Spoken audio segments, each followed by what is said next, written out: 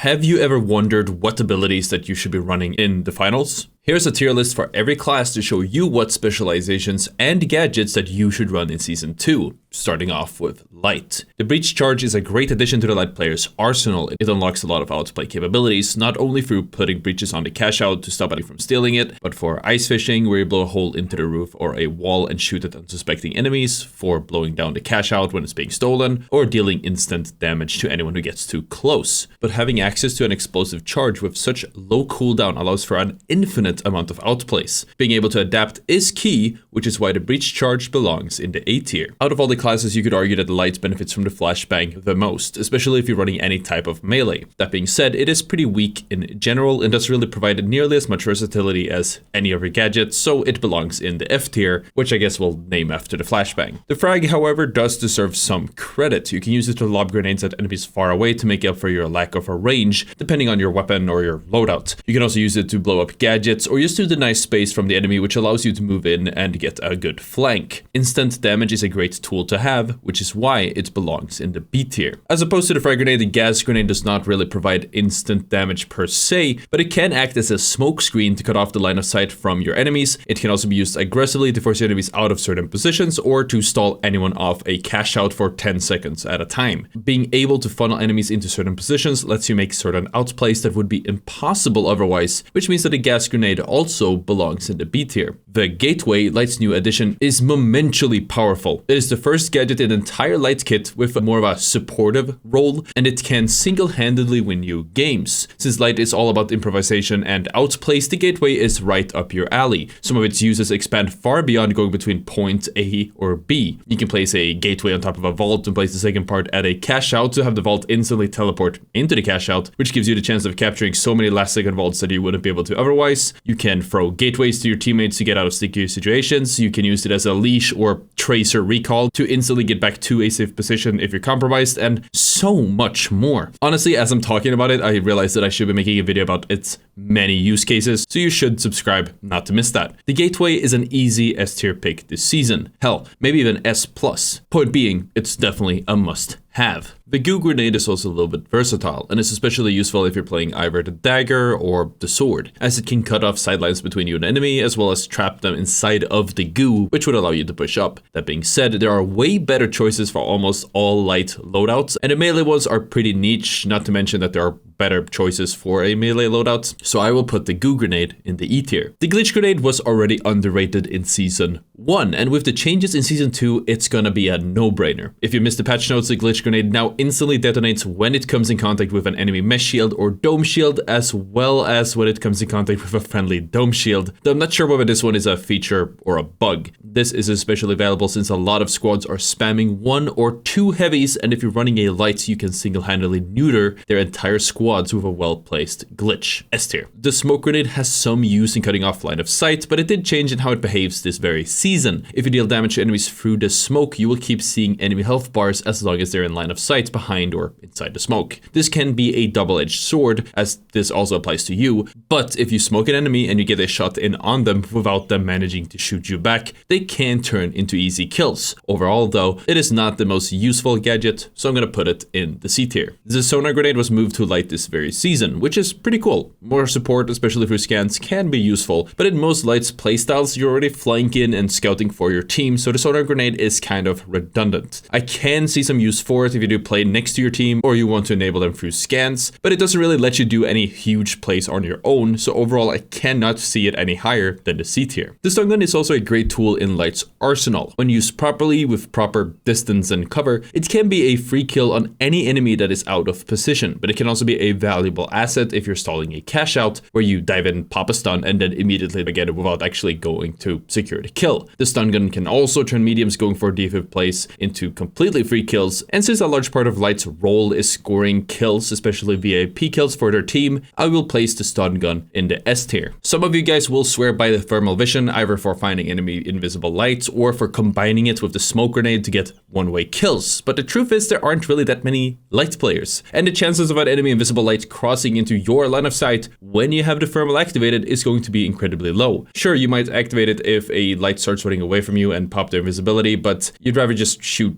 at them. The smoke and thermal combo is fun and cheesy, but it requires you carrying both the smoke and the thermal to pull it off, which comes at the cost of much stronger gadgets higher on this very list. I'll be placing the thermal vision in the C tier. The tracking dart is another gadget that was gifted to light this season. In my opinion, it is a little bit stronger than the sonar for scouting, since the sonar only scans players inside of its range for a short period of time and can easily be sidestepped or avoided. An enemy hit by the tracking dart will be revealed for your entire team for a considerable amount of time, which lets you and your teammates beam them that much more easily. The only real use for a tracking dart is keeping track of flankers like the enemy lights, but going for a shot with the tracking dart will cost you an opening that could have been opening damage, a stun, or something more valuable than temporary vision, which might lead to a kill down the line. So overall, I cannot in good conscience place it any higher than the C tier. The pyro grenade just sets whatever target that you want on fire for a little while. It can be used to get rid of gas and temporarily zone enemies, but generally speaking, it's not that valuable, especially when compared to the other gadgets that light has to offer. As such, I will place it in the E tier. Finally, before we take a look at specializations, let's go over the Vanishing Bomb.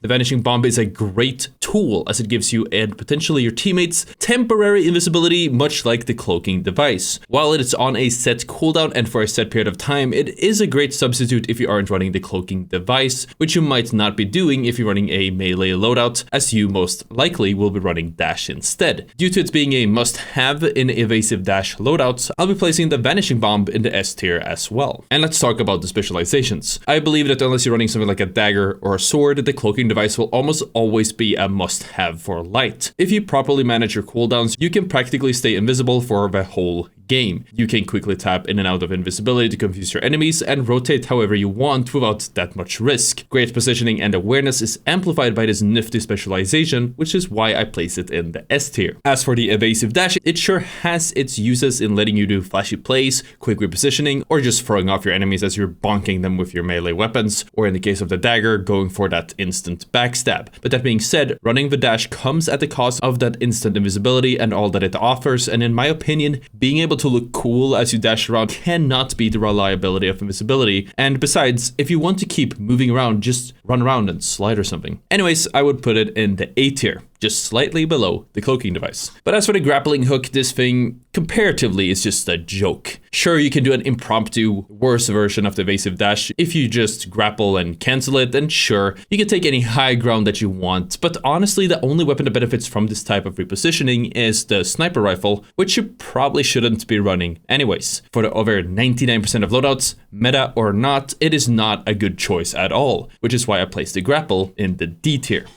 But that was all for light, so let's take a look at medium. First one up is the APS turret. This bad boy will be eating any projectiles that are thrown your way and enters its range, and with how the meta seems to be shaping up, oh boy, there sure are a lot of projectiles being thrown your way. Sure, nukes aren't really a thing anymore, but that doesn't mean that the APS won't do a good job keeping you alive. Besides, it's a great counter against grenade launchers, so A tier. The Data Reshaper is the new gadget added to medium this very season. It allows you to reshape one barrel to another, props to barrels, and enemy gadgets, grenades, projectiles into harmless props. That being said, it has a fairly short range and you only get one charge with it. And honestly, you will rarely need to convert one barrel to another, and you will rarely find yourself in a situation where you could use it to deal with any incoming projectiles. And I mean, if you're dealing with RPGs and grenades being thrown your way, you might as well just use an APS, since that will eat hell of a lot more than just one. It could also be a good tool to deal with a cache out filled with C4s and mines, but in my opinion, it's too niche. You can blow them up or whatever. It's just not worth taking up a slot. It's a cool idea, but it's definitely not good enough or viable at all at the moment. F tier. The defibrillator saw a pretty hefty nerf this season. Defibbing a teammate now starts a hands-free revive over the next few seconds, after which they respawn with 50% of their max health. This makes the defibrillator a little bit less overpowered than it was before, but it is still the only ability that can actually bring somebody back to life. If you grab a teammate statue and then throw them into cover before reviving them, they will be fine most of the time. In many cases, you can just go for the defib in open anyways, as long as you're defending them and trading shots with the enemy. Despite its nerf, most options aren't as valuable, so the defib will remain in the S tier. Prior to Season 2, the explosive mine was the only real ability medium had that could breach walls. Now the dematerializer exists, and we will get to that later, but that doesn't mean that it isn't useful. When used properly, the mine can still breach holes in walls and ceilings, and when stacked up, it can score instant kills on lights and mediums who are not paying attention. Now, obviously, the mine will now only deal 20% of its full damage if it explodes before it is primed, but nobody's really running around throwing mines at people and shooting or punching them anyways. I'll put the explosive mine in the B tier for its versatility, as well as its space denial capability. The gas mine is slightly worse than the explosive mine, as it emits a gas cloud instead of instant damage. You know, a gas cloud that enemies could simply step out of. If it is on the cache out, the enemy will be less inclined to shoot it to detonate the mine so that they can steal it, but due to its low range on account of being a mine, they could just steal without ever actually stepping on it and triggering it. If you want to create a gas cloud, in most cases the gas grenade will be the better choice, as you can create that gas cloud from any range without needing to set it up first. I will put the gas mine in the C tier. The glitch trap also saw a buff this season. It now instantly detonates as it comes in contact with enemy shields and bubbles. It can be a good choice in dealing with certain heavy compositions or clearing the cache out of shields to kill who's actually trying to steal right in front of you. But seeing as it is a mine, you can't really throw it that far. It has kind of a short range. And unless you're throwing the mine from above your enemies, you probably won't get the instant shield disabling utility that you might be looking for. It does have some use, but actually having it work properly is honestly really difficult and kind of unreliable, so it belongs in the C tier. The jump pad is, in my opinion, the best choice out of the two movement abilities that the medium kit has to offer. It has a lot of versatility, not only in the movement where you can get onto high grounds or angle it across large areas, especially during low gravity, but it can also be used as an impromptu cover, as a means to bait enemies and turn them into easy kills, and to bounce the cache out either out of position or just having it bounce in place to make it a lot harder to steal. As such, the jump pad deserves to be in the S tier. The flashbang does not really make much sense for medium, despite them usually wanting to play as a support. You could run the flashbang with the riot shield, which would allow you to close the gap and smack someone with your baton, but a goo grenade would probably still be a better choice for this as well, so don't use it. F tier. The frag grenade makes a bit more sense with the medium's playstyle. With most weapons, you'll be at a reasonable distance away from your targets, which lets you line up and hit decent grenades that can result in game-changing damage. It can also be used to zone enemies out of position or stop them from pushing towards you. Sure, it was a lot better when reconstances were a thing, but they are still pretty valuable if you're playing from the backline. At the same time, if you're running medium with something like the model 1887, I'd almost argue that the frag grenade can be a must-have, as the damage from a well-lined grenade throw will help compensate with that damage that you lack over longer ranges due to running a shotgun. Either way, I'll put the frag grenade in the B tier. And of course, we're gonna have to talk about the gas grenade. As I mentioned, the gas grenade allows you to instantly deploy a gas cloud either at close or far range. This is incredibly valuable, especially if you want to keep enemies from pushing in, if you want to cut off line of sight, or if you want to stall the cache out to deny enemies from stealing it. Obviously, it can still be healed through the season, but that doesn't mean that the gas with its newly added ramping damage doesn't need to be respected. It makes a lot more sense for a medium to be running the gas grenade compared to light or heavy, as they're usually in a more supportive role, so I will place it in the B tier. As for the goo grenade, I don't really see much of a reason for a medium to run it unless you're running the right shield and want to catch up to somebody who's trying to run away from you or to cut off their line of sight, you know, when you're running up to them. There's better abilities to support your teammates in creating some goo, but it does have some niche uses, so I'll place it in the E tier. The pyro grenade also kind of really only has one or two uses, so I'll place that in the E tier as well. And as for the zipline, it's a good supportive movement ability, and in some cases, if you're playing the so-called movement medium, you could even be running both the jump pad and the zipline at the same time. Compared to the jump pad, it does allow you to cross open areas much faster and reliably, as the jump pad can't really be used horizontally without any slopes to place it off. But that being said, it lacks that versatility that the jump pad has, which puts the zipline slightly below the jump pad, but still in the A tier. As for the medium specializations, the dematerializer is the new addition this season. Much like the gateway for light, it has near infinite outplay potential and is an excellent replacement for the reconsensus for the mediums who's playing more of a fragger-oriented playstyle. It makes a lot of sense to run it with the Model 87 for Fortnite edit kills, but it can still be solid with the F card to make openings for your team, both literally and I guess figuratively. That being said, even when used to its max potential, it still doesn't shine nearly as well as the other specializations, which is why this sadly has to sit in the B tier. The Guardian turret is also not the best at assisting your team, but it does a pretty solid job of swatting away pesky lights and zoning away enemies from certain areas or hallways. It can draw some fire, which pulls some focus away from your team and gives them more space. Generally speaking, that's the main job of the turret, creating space where you otherwise might not have had any. It doesn't directly add anything to your team besides a little bit of damage. I'll put the Guardian turret in the A tier. The healing beam, however, is hands down the best specialization addition for medium. There is no other ability in the game that heals your team at the moment, and the 50 heals per second is just too good to pass up on. When utilized properly, the healing beam lets your team stay in the fight for so much longer. It even synergizes so well with the defibrillator since it only brings your teammates back at half health. But with the heal beam, you can bring them back fully. With how much it enables your team and keeps them from the brink of death, I have to keep the healing beam in the S tier. But that was it for medium, so let's talk heavy. Starting off with the anti-gravity cube. The anti-gravity cube was the new addition for heavy in Season 2. It creates an elevator that makes anything above it slowly start floating upwards, but also carries any momentum that you have when entering it. Overall, it's a cool little gadget, and it does pick up the cash out, which means you could make some pretty cool steals, but overall, floating through this thing makes you very vulnerable and very easy to beam. Its only use case is really to trap an enemy, or if you're trying to steal a cash out and want to deny anyone else from jumping down on top of you, which they can just kind of step around. It does have some use, I guess, so I'll put it in the C tier. As for the Barricade, I've definitely started falling in love with it this season. It hasn't really received any changes at all, but with everything else changing meta-wise, it's becoming a lot more viable. As I mentioned in my weapons tier list, which I will link in the description and at the end of the video so you don't forget about it, due to the nerfs to the Louis gun and the SA-1216, the M60 is now king. And thanks to this, the Barricade is the best tool to plop down cover, sit behind, and then you can abuse that head glitch to beam anyone who enters your field of view like a human turret. Seeing as it is a placeable wall, it also has a lot of versatility and potential for outplace, so I will place it in the A tier. As for the C4, oh wow, how the mighty have fallen. This thing is so bad now that I've seen heavies starting to use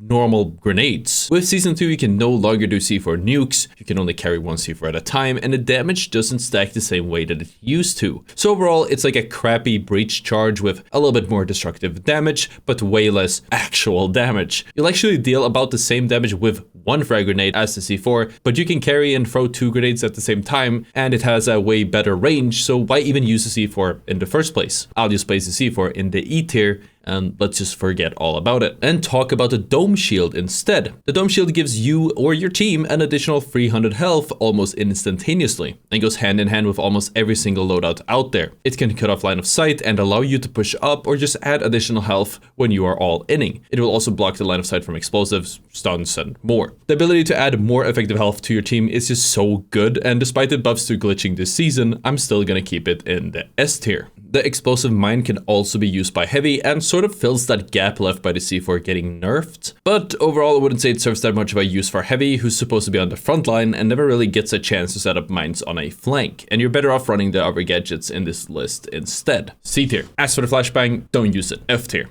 The frag grenade, however, isn't the worst choice. Sure, it's not the best one, but it does provide the chance for instant damage and additional range damage if you do use something like the SA-1216. I will put it in the D tier. The gas grenade isn't super useful for heavy. Sure, it can give you space and stall the point, but most abilities for heavy can give space and in many cases stall the point. It depends on what your team is running and how they are playing, but generally I don't see the benefit, so I'll put it in the D tier. The goo grenade is just not that good for heavy. I will concede that it has some uses if you're playing the sledgehammer, but at that point you might as well just run the goo gun instead, so I'll put the goo grenade in the E tier. The motion sensor is a cool idea and was added to Heavy's kit this very season, but honestly I've had a hard time seeing where it actually fits. The main use for a motion sensor is controlling flanks and keeping an eye on your backline where you already shouldn't be or even be looking. Sure, it could help when you're setting up and holding a cash out or position, but I'd argue due to the motion sensor being so easy to counter either by breaking it or sidestepping it, it can't be worth it. E tier. The pyro grenade isn't all that useful in giving you a chance to start a fire wherever, whenever, to zone an enemy out or to go for team kills, so I'll place it in the E tier. And the pyro mine is of course the worst of both worlds. It has the limitations of a mine and all you get for it is setting someone on fire. F tier. The RPG was nerfed this season, but all they really did was bring it in line. It still provides excellent destructive damage and instant damage against several targets, albeit with a slightly more clunky handling than it did have previously. If you can get around the clunkiness, it's still a must-have in Heavy's arsenal, so I'll keep it in the S tier. And now let's take a look at the specializations for Heavy. Unlike the two other classes, each specialization for Heavy can significantly change their playstyle, which all kind of has to be taken into consideration. The Charge and Slam can be a good choice if you're playing a typical Heavy, but it usually makes more sense if there's another Heavy on your team who's already running a mesh shield. The Charge and Slam allows you to break props, walls, ceilings, floors, displace enemies, and deal instant damage, at the cost of your own protection. It's a bit more of a selfish ability while relying on your team to back you up, but it is still viable, so I'll place it in the A tier. The goo gun is growing on me and heavy mains around the world. With the buffs to glitch and other surrounding meta changes, the mesh shield and charge and slam do feel a little bit less lucrative to use. It does allow blocking enemies off, creating cover out of nowhere, suspending enemies, and keeping them stuck in one position so you can kill them more easily, and so many more troll plays. But generally speaking, it's something you use proactively rather than reactively. And by choosing the goo gun, you are actively choosing not to have the additional health from a mesh shield. While it is good and while it has a lot of potential, I'll place the goo gun in the A tier. And of course, I'll always lean heavily towards the mesh shield. This bad boy blocks line of sight, acting as a wall that your teammates can shoot through, and it can eat up to 1000 damage at a time. 1000 additional effective health goes a long way with a coordinated team, no matter whether they are slightly coordinated or a pro team, and nothing but a glitch can really deal with it fast enough if combined with another mesh shield and or dome shields. It can also be used as you're performing most types of movement, like sliding, taking ziplines, jumping, climbing, padding, and so much more, which lets you stay on the move and stay alive for so much longer if you play it smart. It's good both for selfish use to stay alive for longer and to enable your team, which is why I put the mesh shield in the S tier. And that was it for this season's tier list, slightly updated for 2.1.0. If you disagree, let me know in the comments. Thank you so much for watching, and I'll see you all next time. Peace out.